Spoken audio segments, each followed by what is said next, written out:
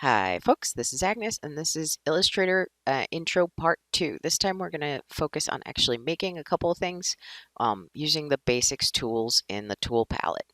So as you can see, I've got my left hand on the keyboard in the strategic spot for near the shift controls and alt keys. I've got my right hand on the mouse. If you're left-handed, flip that. Um, Obviously I'm not going to make you use right, you got it. Okay, so the tools palette. Once you have an open space, you can start using some of the tools. If you hover over each tool, it will actually give you kind of a shortcut description of what that tool does. So we have the selection tool at the top, followed by the direct selection tool. If you see a double stack of these, there's a little arrow at the top of the tools palette that you can use to expand and contract the tools palette. Since I'm working on only half my screen right now, I'm using the stacked long tools palette. The next selection tool is the magic wand tool. You can use it to select things of the same color. We've got the lasso tool, which works just like Illustrator, and then the pen tool. The pen tool allows you to create vector graphics and drawings. This is one of the most versatile but also the hardest to use tools. If you right click on that tool, you'll notice that you have the pen tool, the add anchor point tool, delete anchor point tool, and anchor point tool, which allows you to convert your anchor points. Beneath it, they've created a new smart pen tool, which should let you draw by itself. You've got your text tool, line tool, your shapes. Your line tool actually has some subcategories, so if you click, you can make a straight line, an arc, a spiral, rectangle, and a grid. Then you have your shapes. Your shapes is where we're going to start with. We have a rectangle, rounded rectangle, ellipse, polygon, star, and flare tool. I know the flare tool looks cool. Don't do it. Just don't do it. Anyway, starting with the rectangle tool. So if you guys look at your palette, you have your artboard right here on the space. We're going to start by clicking on the rectangle tool. Now, to draw a rectangle freehand, I'm going to click, I'm pressing down the mouse key, and I'm dragging the mouse around. See, not big movements, but it lets me create a square or a rectangle. You'll notice that I have complete control over the rectangle and the square. So here's my first rectangle. Now, if I hold down the Alt key, okay, you'll notice that the tool changes a little bit. If I click and draw, instead of drawing from the top left-hand corner, as long as your Alt key is pressed, you're drawing from the center of the shape. Okay, so that's 2. If you want to make a perfect square, hold down the Shift key, click and drag. And now you're getting a perfect square. And no matter which way I move the mouse, so once again, I still have my mouse button down. I haven't let go of it yet.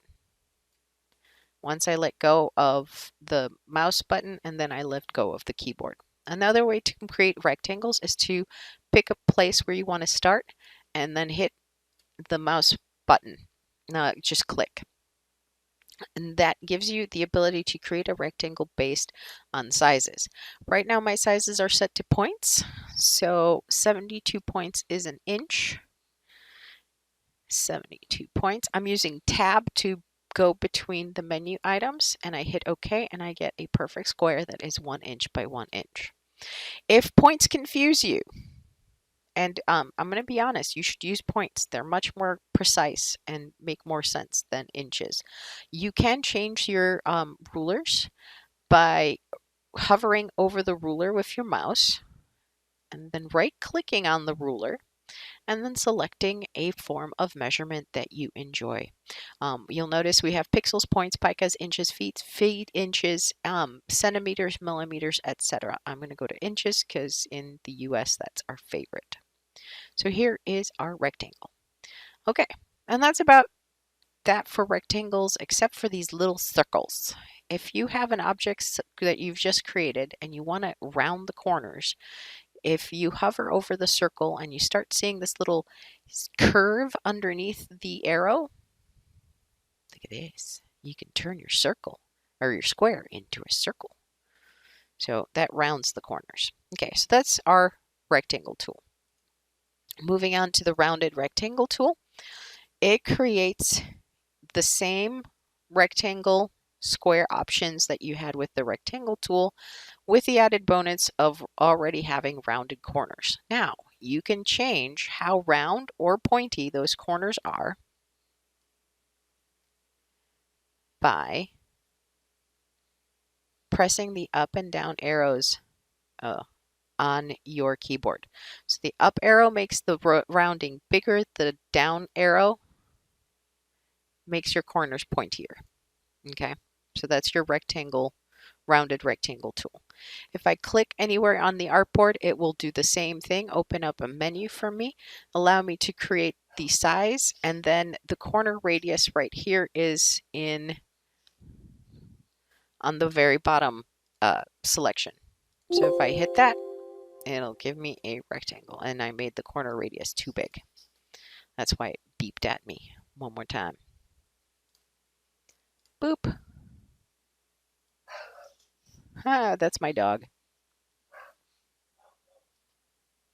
Let's see if it'll, there it is, 0.18 of an inch. Here you go.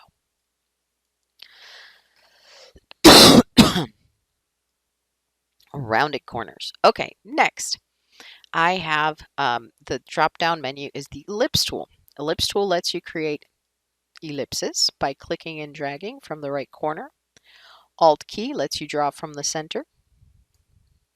Now, if you want to create a perfect circle, hold down the Shift key, click and drag your mouse.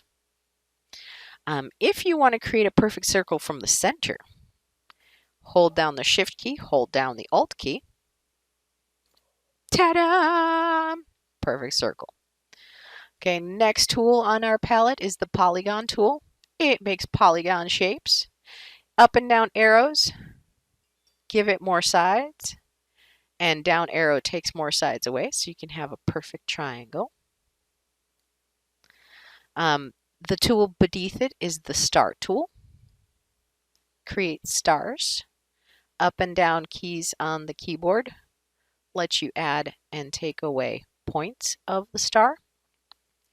The same thing happens if you just click anywhere on the artboard. You get a submenu, and then you can actually control how many points to the star you get by hitting the up and down points, and you can control the radiuses. The outside radius is, thank you, it made it taller. And the inside radius is the radius 2 is the inside. See how it's got the circle on the inside? Radius 1 is the outside, so you can control how pointy the star points are. Okay, now the last tool is the Don't Do It tool. This is the flare tool. It's literally supposed to show you and mimic what a camera lens flare would look like. So unless you're making new Star Trek movies, you really don't need it. And people get really excited about it because it creates these amazing shapes and kind of rainbows. It's very busy, superfluous, and goes against every bit of my aesthetic. So yeah, you can do it. Using the flare tool is easy. You select the flare tool, click where you want it to start. I'm still holding down the button, and I pull to create a larger size of the flare. And then once that's done, I can click to the side and create the sub flare bits. Okay, you can't really control the color of this one. This is a pre-made series of shapes that you put on top of your artwork to make it look like there's sunlight going into your camera. Okay, so those are the tools.